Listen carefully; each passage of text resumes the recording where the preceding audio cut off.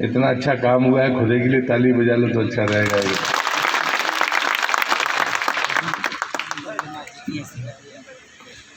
जिले के अध्यक्ष श्री गौरव सरवठिया जी, हमारे हम सबके, क्योंकि मुझे लगता है कि मुझसे ज़्यादा तो आप लोगों के मन में था, ऐसे हमारे विधायक श्री बीरेंद्र सिंह जी, और जिनको मैंने आमंत्रित किया, बोबिया राव सिंह कॉर्पोरेशन के चेयरमैन थे, पूर्व विधायक, और अभी पार्टी ने जिनको उम्मीदवार घोषित किया है ऐसे राहुल सिंह जी, मंच पर उपस्थित सिक्कू भैया, जाहिर सिंह जी, दाऊ, सरजीत जी, बाबू सिंह जी, सामान्य मंगल दादा, हमारी एकमात्र महिला नेता, दूसरे को तो घोषणा नहीं देते हैं कभी, तो दूसरा तो मंच पर देखा ही नहीं अभी तक, पंडित जी, हमारे अध्यक्ष महोदय, चारों मंडल के अध्यक्ष, एक और कुछ नीचे बैठे हैं, एक हमारे दौलत जी हैं, उसी टाइप के 2-3 लोग नीचे ही बैठे हुए हैं। तो मैं सम्मानी मंच और हमारे सभी वरिष्ठ नेतागण, क्योंकि ऐसे कुछ लोग नीचे बैठे जिनको मंच पे बैठना चाहिए, उपस्थित भाइयों बहनों, हमारे सभी कलेक्ट्रेट के, हमारे डिस्ट्रिक्ट कलेक्टर, यहाँ की CMHO, सभी अधिकारियों, कर्मचारीगण, सबको मैं हृदय से बधाई देता हूँ इस अच्छे काम के लिए। पुलिस हाउसिंग का काम अभी मैंने नरसिंहपुर जिले में भी कुछ भवनों का लोकार्पण किया है, और उनके गुणवत्ता को लेकर सामान्यतः पुलिस वालों के बारे में धारणा अलग होती है, और पुलिस हाउसिंग का काम सच में गुणवत्ता की दृष्टि से अच्छा है, मैं बधाई देता हूँ। और भवन बनकर तैयार हो गया। आदरणीय मोदी जी की सरकार हो या फिर मध्य प्रदेश में डॉक्टर मोहन यादव की सरकार हो या पहले शिवराज जी की सरकार हो, एक फर्क हम सब देख रहे हैं। कार्यकर्ता को तो कहना है क्योंकि वो उसकी पार्टी की सरकार है, लेकिन आम आदमी, उसके सामने मैं स्पष्ट निवेदन करता हूं, जब भी मर्जी आए हमारी सरकारों के काम की तुलना करिए, मेरा विश्वास है कि आपका आशीर्वाद और सहयोग हमारे साथ होगा। क्योंकि जितनी प्रकार की चीजें हो सकती हैं जीवन में, आदमी कहता था कि हमें पीने का पानी चाहिए, बंडा की जो स्थिति थी वो मुझसे ज़्यादा आप जानने वाले लोग हैं कि माताएं बहनें बैठी हैं, अगर पानी नहीं होता तो भोगता कौन है, इसमें मुझे कहने की ज़रूरत नहीं। आप पीने का पानी हो, आवास हो, चिकित्सा हो, उसमें आयुष्मान कार्ड भी मैं जोड़ता हूँ, शौचालय हो, ये ऐसी चीज़ें हैं, या मुफ्त में राशन कोई सरकार 5 साल और आगे तक दे सकती है। ये हिम्मत करना ही बहुत बड़ा काम है, देना तो छोड़ दीजिए। कोरोना से लेकर अब तक जितनी भी ये कार्यवाहियां चलती हैं, आपको लगता होगा कि शायद मैं अपनी सरकार की वकालत करने के लिए आया। मैं इसको स्वास्थ्य से जोड़ता हूँ कि हम एक तरफ तो हम अगर बीमार हो जाएं तो हमें चिकित्सा कहाँ मिलेगी, कैसे मिलेगी, पैसा कौन देगा, एक पक्ष है। लेकिन हम स्वस्थ रहें, ये दूसरा पक्ष है। अगर हम स्वस्थ रहेंगे तो हमें अस्पताल जाने की जरूरत पड़ेगी नहीं। जिनको बहुत लगता है कि भाई सरकार की मदद मिल जाएगी, मुफ्त का पैसा, तो इसमें क्यों खर्च करना है।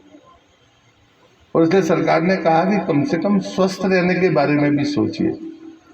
और मैं हमेशा कहता हूँ, मैं सार्वजनिक जीवन में 10 साल आपका सांसद रहा हूँ, और मैं जब भी किसी भी कार्यक्रम में आया हूँ, सरकारी हो या मेरी पार्टी का कार्यक्रम हो, मैं हमेशा कहता था कि हम सब की जिम्मेदारी है अपने आने वाली पीढ़ी को बचाने की, उसको सशक्त बनाने की। उसका जीवन अगर हमसे बेहतर हमें चाहिए तो खाली हम इस भवन को देखकर खुश हों? अगर जेल की बिल्डिंग अच्छी बन जाती या थाने की अच्छी बन जाती तो क्या खुशी का विषय है? या अस्पताल का भवन सुविधाजनक बने, ये सही है, लेकिन हमें अस्पताल जाने की जरूरत ना पड़े, ये ज्यादा महत्वपूर्ण है।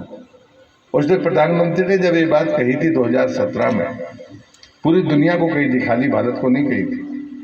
उन्होंने कहा था कि हमने अपने खान पान को बिगाड़कर बड़ी गलती की है, और दुनिया के मंच पर उन्होंने ये बात कही कि दुनिया को अगर भुखमरी से बचाना है तो फिर आपको मोटे अनाज की तरफ जाना होगा। देश की आजादी के बाद कि वो कौन लोग थे जिनने कहा कि ये गरीबों का खाना है? जो अनाज दुनिया में सबसे श्रेष्ठ अनाज था उसको हमारी थाली से अलग करके कह दिया गया कि गरीबों का खाना है, और जो आपकी थाली में परोसा गया वही आपके बीमार होने का कारण है। आज किसी भी डॉक्टर से, यहाँ तो बहुत सीनियर डॉक्टर्स भी होंगे, और आप सौभाग्यशाली हैं कि आपके यहाँ की बेटी आज पूरे जिले में सीएम उनका दायित्व तो देख रही है। तो मैं आपसे ये पूछता हूँ कि कम से कम ये तो सोचो कि ये थाली बदली किसने? देश का प्रधानमंत्री 2017 में ये बात दुनिया के सामने कहता, दुनिया मानती नहीं उसकी बात, तो वो लौट कर आकर भारत में 2018 को मिलेट्स ईयर घोषित कर देते कि मोटा अनाज का वर्ष।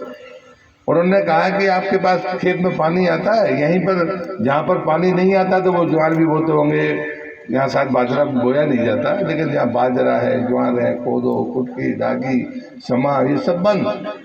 जैसे ही खेत में पानी आया तो या तो आदमी गेहूं बोएगा, या तो धान लगाएगा, या गन्ना लगाएगा। लेकिन हम ये भूल जाते हैं कि हम जिस लालच के कारण ये बात कर रहे हैं उसका नुकसान कितना है।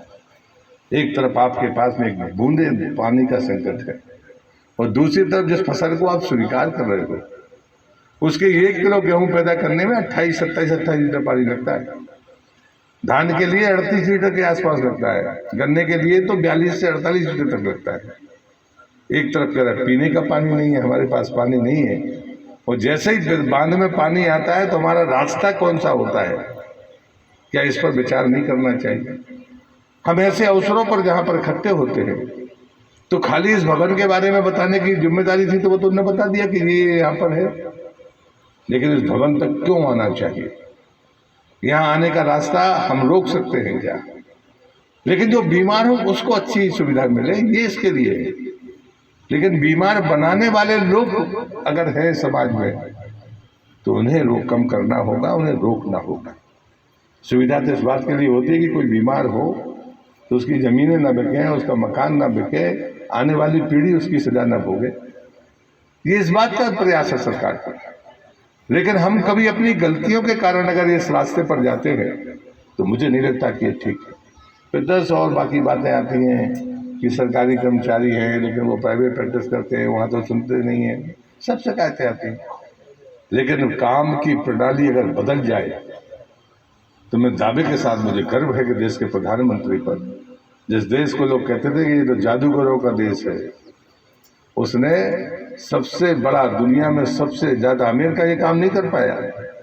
हमने डायरेक्ट बेनिफिट का जो काम किया है वो दुनिया में नंबर 1 पर भारत है। हम लोग कहते थे कि हम पढ़े लिखे नहीं, और हमने बिचौलियों को ख़त्म कर दिया। भ्रष्टाचार पूरी तरह से ख़त्म करना है तो अभी और भी कदम आपको उठाने पड़ेंगे। लेकिन जो बिचौलिया परमानेंट हो गया था, जिसको लगता था कि कभी ख़त्म नहीं हो सकता, वो सरकारी योजनाओं से वो बिचौलिया ख़त्म करने का काम किसी ने किया, वो देश के प्रधानमंत्री ने किया।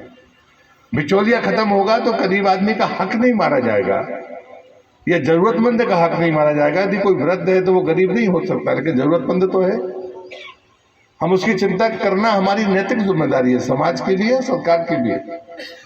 कई बार लगता था कि समाज मदद करने के लिए तैयार नहीं है। चिकित्सा के क्षेत्र में समाज भी मदद करता था एक जमाने में, और इसलिए मुझे लगता है कि आज के दिन हम ये संकल्प लेकर जाए कि जो चीज़ें हमें रोजमर्रा की ज़रूरत थी वो तो सरकार ने दे दी, लेकिन अभी भी एक संकट है। देश आज़ाद हुआ था तब 42 करोड़ 40-42 करोड़ आबादी थी, अब 142 करोड़। 2047 में 25 साल बाद इस देश की आबादी कितनी होगी?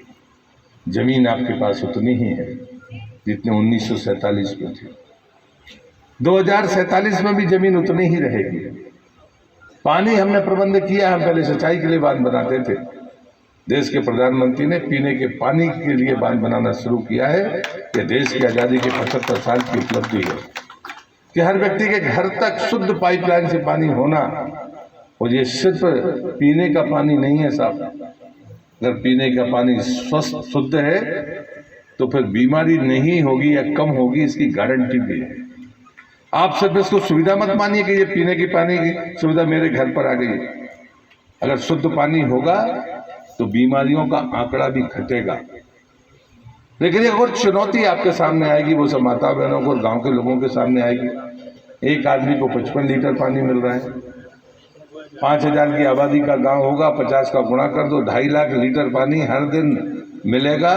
दिन में एक बार मिले या 2 बार मिले, 24 घंटे में गंदा बनाकर आप फेंकने वाले हैं अपने गांव में ही। यदि आपने व्यवस्था नहीं की तो ये गंदा पानी आपके गांव को नरक बनाने का काम करेगा। ये चुनौती है। और जो तमाम सरपंच हैं, जनप्रतिनिधि, उनको लगता है सीसी चाहिए। भाई साहब, पहले प्लान कर लो कि ये सीसी और भी बड़ा संकट है। हम गंदे पानी को एक जगह किसी एक स्थान पर इकट्ठा करने के बारे में, पूरे गांव का ढाल तो एक तरफ होता नहीं है, तो आपको कहीं ना कहीं इकट्ठा करके या तो 2 जगह करना पड़ेगा।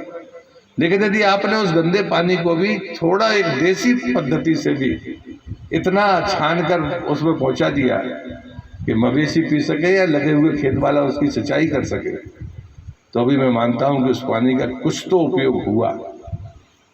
हम कहीं ना कहीं ये छोटी छोटी चीज़ें, अब हमारे सारे भवन बन गए, कल के दिन मेडिकल कॉलेज बन जाएंगे। अभी सरकार ने घोषणा की है कि हम डिस्ट्रिक्ट हॉस्पिटल में पीपीपी मोड में उसको मेडिकल कॉलेज बनाने वाले। जब ये फॉर्मेट सामने आएगा तो स्वाभाविक चिकित्सा की हमारी जितनी भी व्यवस्थाएं हैं वो ज़्यादा बेहतर बनेंगी। लेकिन इससे काम खत्म नहीं हो रहा। इससे भी हमारा काम बढ़ेगा कि हमें अपने उतने ही संसाधनों में अपने आने वाली पीढ़ी को बेहतर जिंदगी देनी है। सरकार इसके लिए चलती है। अभी हम लोग 2-3 दिन पहले बैठे थे, माननीय मुख्यमंत्री जी ने कुछ घोषणाएं भी की हैं उसमें गौशाला के प्रबंधन को लेकर। अब ठीक है, हमारे खेत से हमने अपने बैल को अलग कर दिया तो वो हमारे लिए उपयोग का नहीं बचा, तो अब जहाँ मर्जी आए आप छोड़ दो। एक तरफ कहते कसाई ले जा रहा है, जो लोग अपने घर से छोड़ते हैं वो कसाईयों से कम है क्या? उंगली अपनी तरफ भी तो उठनी चाहिए। हम दुनिया भर में कहते साहब ऐसा कर दो वैसा कर दो, हम अपनी जिम्मेदारी को पूरा कर रहे हैं क्या? आलोचना करना तो बहुत आसान है, और इसलिए मुझे लगता है कि हम बहुत अधिकारों की बात करते हैं तो कभी कर्तव्यों की बात भी कर लें। अधिकारों की बात करना बुरी बात नहीं है। मैंने कल जिला पंचायत के अध्यक्षों और उपाध्यक्षों को बुलाया था, क्योंकि मुझे मालूम है कि लोकसभा के बाद आचार संहिता लग जाएगी। मैंने उनकी बात सुनी है, मैंने भाषण नहीं दिया। और मैंने कहा इसके बाद जैसे ही ये खत्म होगा चुनाव, मैं जनपद अध्यक्षों को और उपाध्यक्षों को बुलाऊंगा और दिन 1.5 दिन बातचीत करेंगे कि पंचायत राज का इम्प्लीमेंटेशन कैसा है। जो बातें मैं आपके सामने कर रहा हूँ, ये जिम्मेदारी या किसी सांसद विधायक की, ये जिम्मेदारी सरपंच की है। हमारी सार्वजनिक जमीनों में डिसमिल जमीन नहीं बची पंचायतों में। और आपको मैं इससे भी स्वास्थ्य से जोड़ता हूँ, जिस गांव में अगर मैदान नहीं है, आपके बच्चे कभी स्वस्थ हो पाएंगे, कभी खेल पाएंगे? मुझे लगता है कि ये खरी बातें लग सकती हैं, लेकिन हम उसके प्रति जो लापरवाही बरत रहे हैं, ये लापरवाही इस भवन की तरफ आपको धकेलेगी। ये बात का ध्यान रखें। जब मैं नशे के खिलाफ बोलता हूँ और कहता हूँ अगर हमने अपने बच्चों को उससे नहीं बचा पाया तो ये अस्पताल भरे रहेंगे, ये कभी खाली नहीं रहेंगे। ये बात ध्यान रखना। तो मुझे लगता है कि इसको लेकर हम कोई खुशी मनाएं, ये अच्छा नहीं। हाँ, सुविधाएं होनी चाहिए। कभी ज़रूरत पड़े तो अब हमें कभी सागर तक ना जाना पड़े। मेरे बंडा का अस्पताल इतना अच्छा है कि मैं वहाँ जाकर नहीं, यहीं पर अपना इलाज लूँगा, ये गारंटी हमें देनी चाहिए। अभी अभियान चल रहा है, मोदी जी ने, पूरी दुनिया ने लिया है। उन्होंने कहा 2030 तक टीबी निर्मूल करना है पूरी दुनिया से। प्रधानमंत्री ने कह दिया हमें 2025 में भारत में खत्म करना है। ये सस्टेनेबल गोल थे जो पहले से यूएन ने तय किए थे 2030 के लिए। उसमें खोले से सोच भारत 2030 तक कर लेगा तो बड़ी बात हो जाएगी। देश के प्रधानमंत्री ने 11 साल पहले 2019 में देश में वो काम कर दिया। दुनिया ने फिर कहा कि हम टीबी 2030 तक टीबी से मुक्त करेंगे। प्रधानमंत्री ने कहा कि हम 2025 में करेंगे। मैंने उसका अभियान नरसिंहपुर से शुरू किया था, तो मैंने सबसे पहले टीबी का टीका 1 साल के बच्चे को 1 साल होने के पहले लगता था, बाकी कभी लगता नहीं था। फिर उसके बाद में किट मिलती थी, लोग बताते थे नहीं थे शर्म के कारण, जो संपर्क में आता था वो भी संक्रमित होता था। पहली बार दुनिया में वयस्क व्यक्तियों को टीबी का टीका लगना शुरू हुआ है। मैंने जब लगवाने का बोला कि आप मुझे लगाइए, तो पहले तो कोई हिम्मत ही नहीं जुटा रहा था कि कहे कौन। तो मैंने कहा कि भाई मैं भी 60 के पार हूँ, तो मैंने कहा आप मेरे को लगा के शुरू करिए, मैं लगाने के लिए तैयार हूँ। क्यों नहीं करना चाहिए? इसमें संकोच किस बात का है? वो डॉक्टर साहब कह रहे टीबी पेशेंट की पहचान नहीं बतानी चाहिए, मैं विरोधी हूँ। अगर आपको भी है तो आपको खुलेआम कहना चाहिए कि एक ऐसा रोग नहीं है जो ठीक नहीं हो सकता। अगर लेकिन आप नहीं बताएंगे और 4 आदमी तुम्हारे संपर्क में आएंगे और कोई झूठा खा लेगा और तुम नहीं बताओगे, तो वो जरूर नुकसान में रहेगा। अब वो जमाना नहीं है कि साहब टीबी हो गई मतलब खाने नहीं मिल रहा। अच्छे परिवारों को में टीबी के पेशेंट मिल जाते हैं जो दिखते संपन्न है लेकिन खान पान ठीक नहीं होता, उनको टीबी हो जाती है। तो इसमें छुपाने जैसा कुछ नहीं और डरने जैसा कुछ नहीं। उसे जागरण करते समय कई बार ये लगता है, हाँ कुछ जगह रूढ़ियाँ है कि किसी को बता दो कि उसको टीबी है तो फटकेंगे, परिवार वाले नहीं फटकेंगे, वहाँ तो सावधानी की जमन में आती जरूरत है। लेकिन बाकी समय निर्भय होकर हमें करना चाहिए। मुझे ये काम, जब मैं बालाघाट का सांसद था तब मुझे 1999 से 2004 के बीच में करने का मौका मिला। सबसे ज़्यादा उस समय टीबी पेशेंट बालाघाट जिले में होते, तो किट बांटने का काम हमने अपने हाथ में लिया था। और मैं कहता था कि ये, क्योंकि वो लगातार नहीं मिलती है, गैप हुआ तो फिर वो कोई मतलब नहीं रहता उसका। तो ये चीज़ें अभी परसों से फिर से अभियान के तौर पर शुरू हुई है। हम सब निर्माण की बातें करें, विकास की बातें करें। जैसे प्रधानमंत्री के आने के बाद विकास तो हुआ, इसमें तो कोई मना नहीं, बहस नहीं कर सकता, विरोधी भी नहीं कर सकता। प्रगति हुई है और उसकी जो गति है वो देश की आज़ादी के बाद सबसे ज़्यादा है। लेकिन इससे ज़्यादा महत्वपूर्ण ये है कि विकास हुआ है लेकिन विरासत भी हमारे साथ है, जिसकी अनदेखी सब पहले सरकारें करती थी। अगर राम जन्मभूमि का मंदिर बनना चाहिए तो वो बन के तैयार हो गया। हम भाग्यशाली लोग हैं, इसको हम देखते हैं। और इसे सब कुछ शरीर के सुख के लिए होता है, मैं मानता नहीं। अब मंदिर जिन्हें दर्शन नहीं किया वो भी खुश है। अब बताइए ये कौन सा सुख है? हमारे जो विचारक थे दीनदयाल जी, वो ये कहते थे शरीर के सुख तक सीमित मत रहिए। शरीर के सुख तो मिल गया, एक मकान आपके पास में है, दुकान आपके पास में है, भोजन की गारंटी है, स्वास्थ्य के लिए आयुष्मान कार्ड है, घर में पीने का पानी है, गैस का चूल्हा है। जब ये सब हो गया तो शरीर के सुख तो पूरे हो गए। तब क्या बच्चा? फिर राम मंदिर में क्यों खुश हो रहे हो? वो तो तुम दर्शन भी नहीं किए तुमने, फिर भी खुश हो रहे हो। ये मन का सुख है, बुद्धि का सुख है, जो शरीर के सुख से अलग है। लोग कहते हैं ना कि हम लोग जब राम जन्मभूमि आंदोलन में थे तो हम लोग मरने के लिए तैयार थे। कतई भरोसा नहीं था कि हमारी आंखों के सामने राम मंदिर बनेगा, लेकिन राम मंदिर के आंदोलन में मरने के लिए तैयार थे कि मर जाए तो इसी काम में मर जाए, कोई फर्क नहीं पड़ता। लेकिन मुझे लगता है क्या मिलने वाला है, क्या मिलने वाला है? जो मिलने वाला है वो आने वाली पीढ़ी को एहसास होगा कि 500 साल में हमारे पुरखे मर गए, 4 लाख लोगों ने बलिदान दिया और हमें नहीं मिल सका। वो हमारी भाग्यशाली है हम अपनी आंखों से देख पा रहे हैं। ये छोटी चीज़ नहीं है। और इसे खाली शरीर को जो चाहिए उतने के लिए दिन रात रोते रहना या करते रहना, मानता हूँ कि इससे ऊपर भी चीज़ें हैं, उनके बारे में भी सोचिए। आपके यहाँ भी सड़क बन जाएगी, अस्पताल बन जाएगी, पीने का पानी हो जाएगा, तो क्या तुम्हारी नेतागिरी खत्म हो जाएगी? उसके बाद भी नेतागिरी बचेगी, जिम्मेदारियाँ बचेगी। हमें आने वाले समय में और भी बेहतर, हमसे बेहतर जिंदगी हमारे बच्चों को देनी है, तो मुझे लगता है उससे और तेजी के साथ सोचना होगा और करना होगा। इसलिए हाथ पे हाथ धरे बैठने से काम नहीं चलेगा। पीढ़ी भी बदलेगी। आज हम थे, कल कोई और आएगा, ये बात मैं कहता था। तो आज मैं गया तो कोई दूसरा आ रहा है। तो ये तो होगा, इसमें तो इसको गर्व के साथ, खुशी के साथ कहिए भाई अब पहले मैं 10 साल आपका सांसद था, अब राहुल जी रहेंगे, तो मुझे लगता है उसमें क्या दिक्कत है। तो ये चीज़ें हैं इन बदलावों को प्रसन्नतापूर्वक, ये सब कुछ पुरुषार्थ से नहीं होता है, भाग्य पुरुषार्थ साथ साथ चले।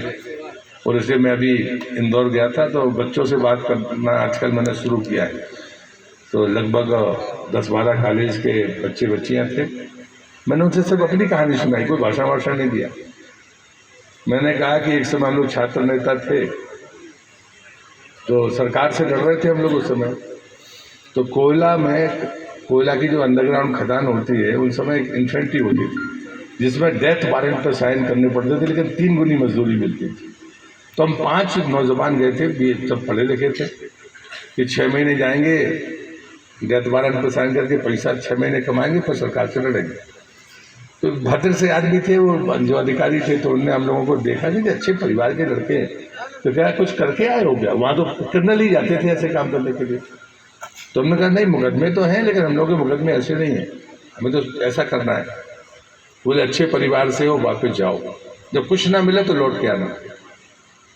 बाद में मैं कोयला मंत्री बन गया, तो मैं उस घर में देखने गया जिसके घर में नौकरी मांगने गया, और जाकर देखा वो घर खाली था। तो ये बात जब मैंने उनको बच्चों को बताई तो मैंने उनसे सिर्फ इसलिए कहा कि नियत ही अपना काम करती है।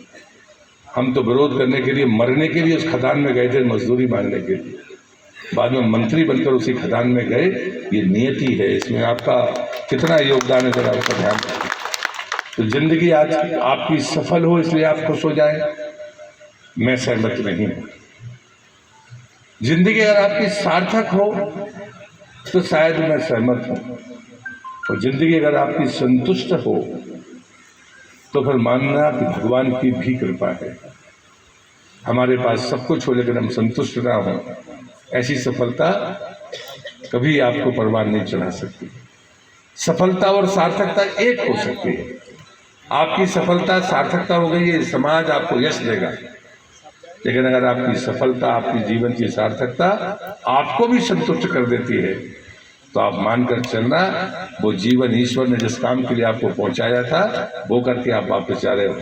इस अवसर पर हम सब शुभकामनाएं दें कि कभी भी कोई अस्वस्थ हो तो उसको यहाँ पर उचित उपचार मिल जाए, ऐसे मन से शुभेच्छा देकर यहाँ से जाइए।